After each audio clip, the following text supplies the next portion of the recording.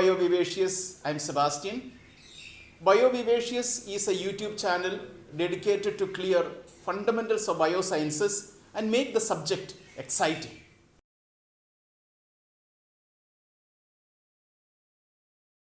Let us begin the discussion of coordinated regulation of glycogen metabolism by saying that synthesis and degradation are very tightly regulated.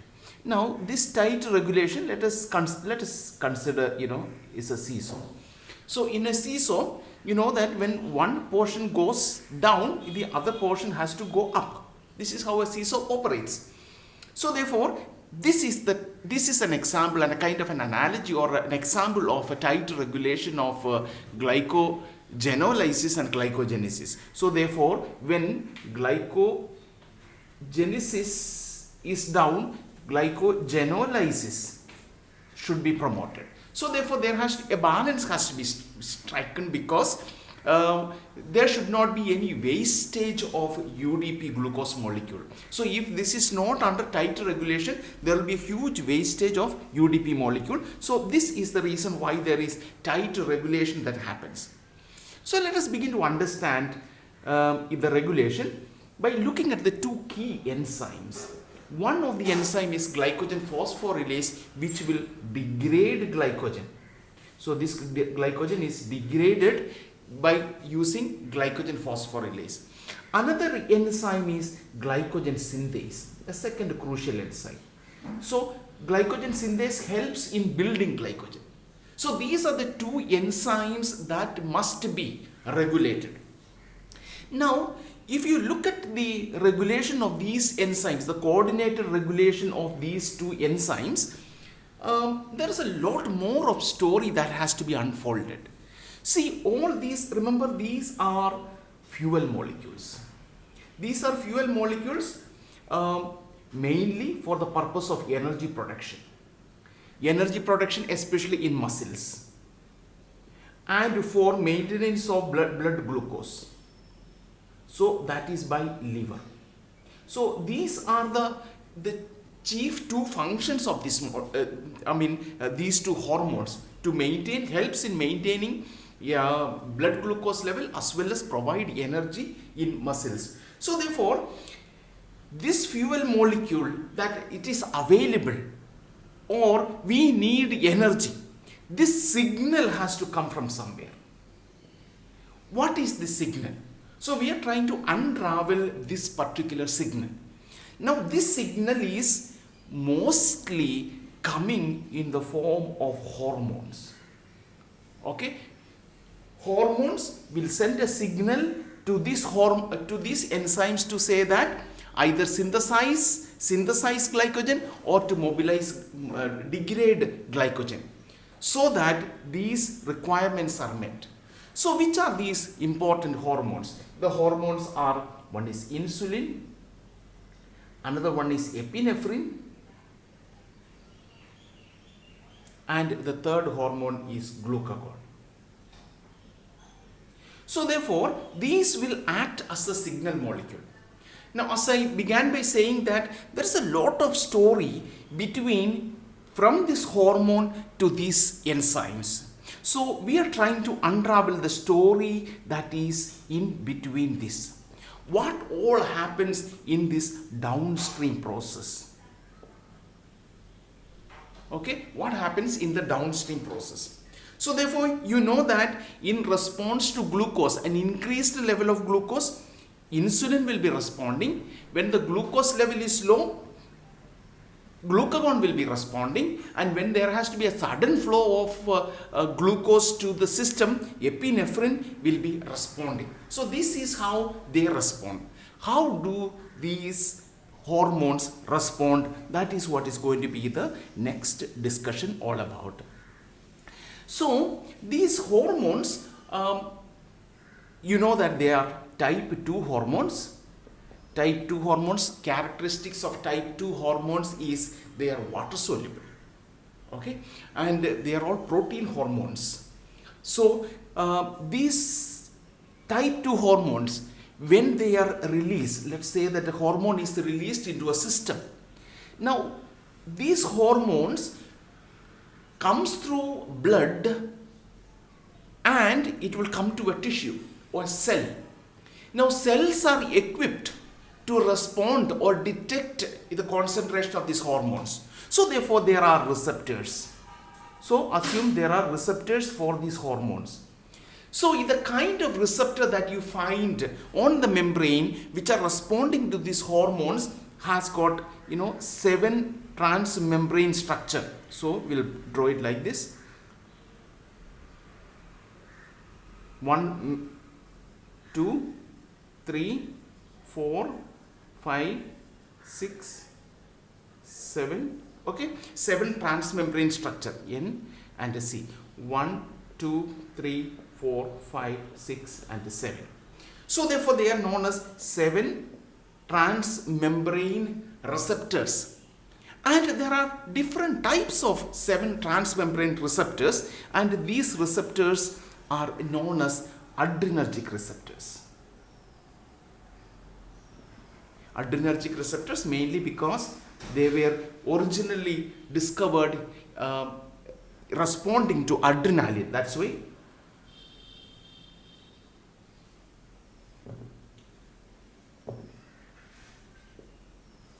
So there are 2 kinds of adrenergic receptors which is important for us. One is the alpha adrenergic receptor, another one is the beta adrenergic receptor. For example, epinephrine will respond to alpha adrenergic receptor, glucagon will respond to beta adrenergic receptor, and the result will be very different. So what happens to this adrenergic receptor? This is a 7 transmembrane adrenergic receptor. Once it gets activated, so there is a G protein coupled mechanism which we can explain in another video, not in this video. So the ultimate end product, what is important for us today is cyclic AMP. Cyclic AMP will act as a second messenger. The concentration of cyclic AMP increases. We begin the story starting from cyclic AMP. What happens if there are increasing the concentration of cyclic AMP happening in a system in response to a signal, whether there is a need for fuel or fuel molecules are available, it has to be stored. What happens to that? We begin from here. So these are the cyclic AMP molecules, plenty of them. So just represented as dots. Now there is a protein. The name of the protein is protein kinase. There are many protein kinases. We shall call this one protein kinase A. So what is important about the protein kinase A is it is a tetrameric protein. Okay, it is a tetrameric protein.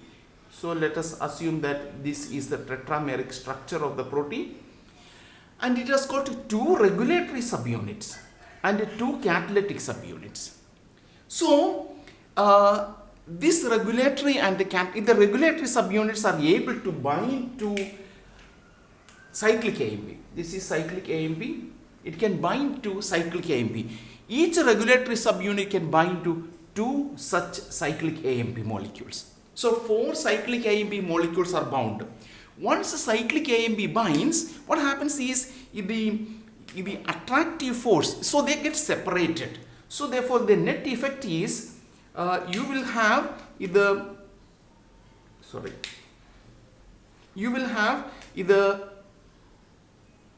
regulatory subunits getting separated with the cyclic AMP, they got separated, plus the 2 catalytic subunit getting separated.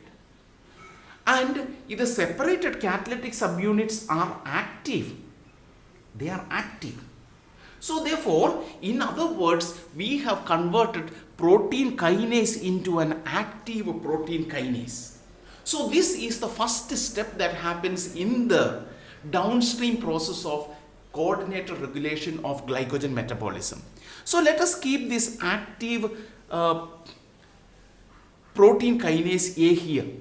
Now the protein kinase A has got a direct role on glycogen synthase and a roundabout role on glycogen phosphorylase.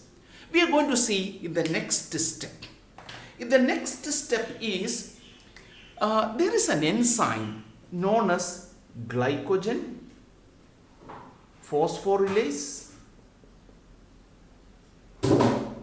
kinase. So, glycogen phosphorylase kinase is a very important enzyme in the system. It is a glucose sensor.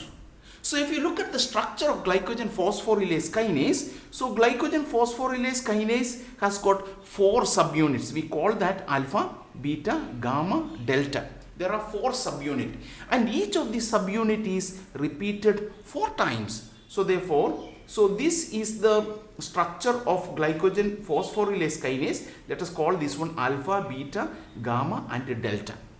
What is important about this structure is the gamma subunit is the catalytic unit. This is the catalytic subunit. If the delta subunit is nothing but calmodulin. Calmodulin, as you know, it is a calcium binding protein. Calcium binding protein is calmodulin. If the beta subunit can get phosphorylated. So therefore what we need to understand is if the gamma subunit is the only catalytic subunit, alpha, beta and the delta are regulatory or the structural subunits of this enzyme, glycogen phosphorylase kinase. Now, glycogen phosphorylase kinase, generally speaking, it will exist in an inactive form.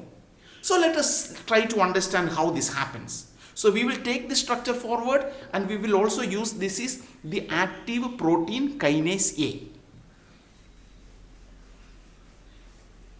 So, what happens is, so you have this glycogen phosphorylase kinase. I am drawing it like this.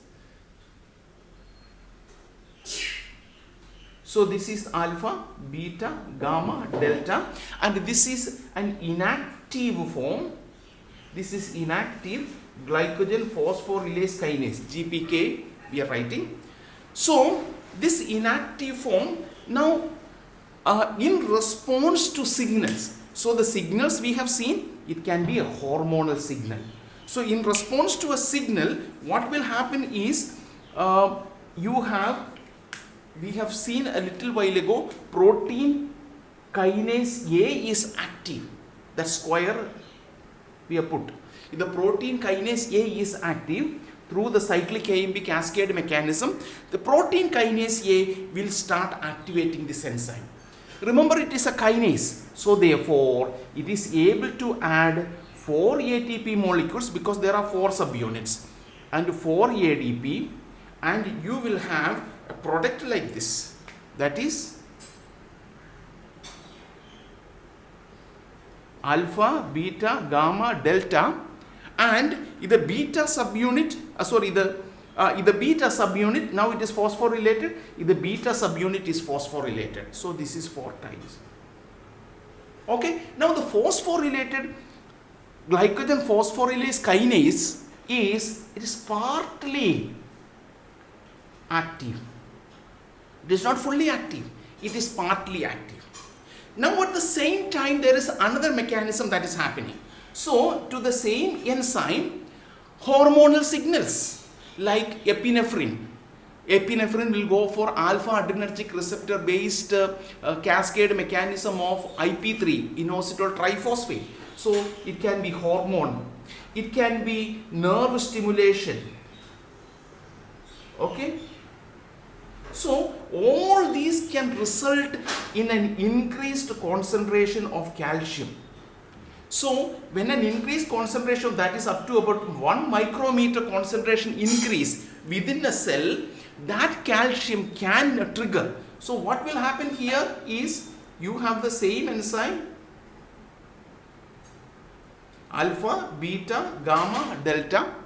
Okay. So, this is at the moment it is inactive. What is going to happen is now if the calcium which is released, calcium will bind where? It will, so this is 4 times, calcium will bind at the delta subunit.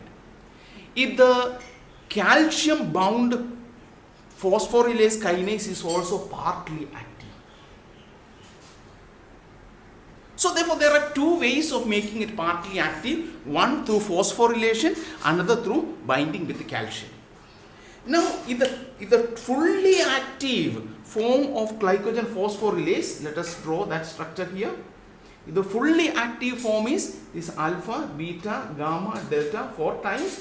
The fully active form is there has to be a calcium bound to the delta subunit. There has to be a phosphate bound to the beta subunit.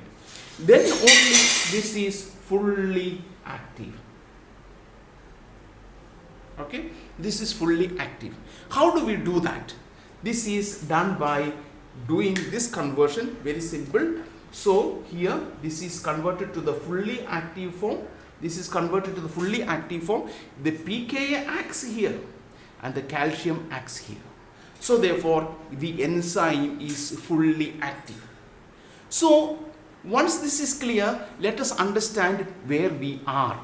So we have been trying to understand in the downstream process. We started with the signal and we wanted to go to understand how glycogen phosphorylase or glycogen synthase is regulated. So from signal we dealt with the protein kinase A that is activating glycogen phosphorylase kinase. Now this glycogen, so this is activating here. Glycogen phosphorylase kinase will activate now glycogen phosphorylase. Let us look at the structure and the modality or the way it operates, glycogen phosphorylase.